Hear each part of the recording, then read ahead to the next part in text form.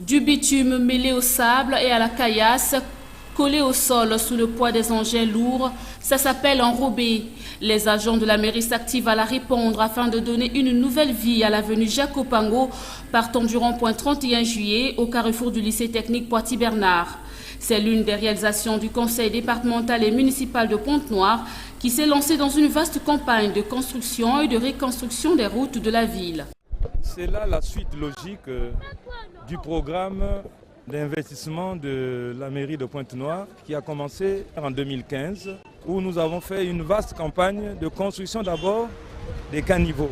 Et là où les routes étaient étroites, nous avons profité d'élargir les voies. Grâce à cette opération, l'avenue Émile Biayenda a pu être construite dans le 3e arrondissement Tiétié. Cette route qui mène au lycée du quartier PACA 120 vient à point nommé soulager les écoliers et les habitants de cette zone, autrefois enclavée, très difficile d'accès, notamment en période de pluie. C'est vraiment une bonne chose, une très bonne chose même, parce que avant c'était vraiment très sale. Vous savez que le lycée de Mpaka a souffert d'un enclavement. C'était malheureux pour nous. Et je trouve que c'est bien arrivé que le lycée soit complètement desservi désormais. L'avenue Antoinette Sassou Nguesso, communément appelée route de Makayabou, a elle aussi été ciblée par ce programme dont les résultats ont redonné le sourire aux automobilistes. Quand il pleuvait, pour arriver ici, c'était des problèmes. S'il ne pleut pas, il y avait beaucoup de sable. On avait des petits qui étaient là, on nous mangeait de son front. Ils enlèvent un peu de sable, après on donne le son front avant de passer. Aujourd'hui là on roule sans problème jusqu'au terminus de 418.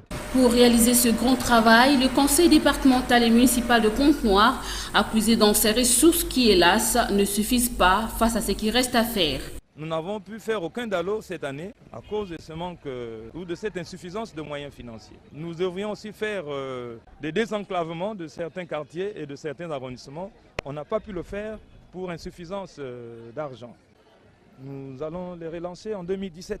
Le premier pas a ainsi été posé, mais le reste des projets routiers à Pointe-Noire demeure en attente de financement. Ajoutez à cela l'assainissement de la ville dont la solution est la société Averda, très attendue dans la ville côtière, conformément au contrat signé en avril 2016.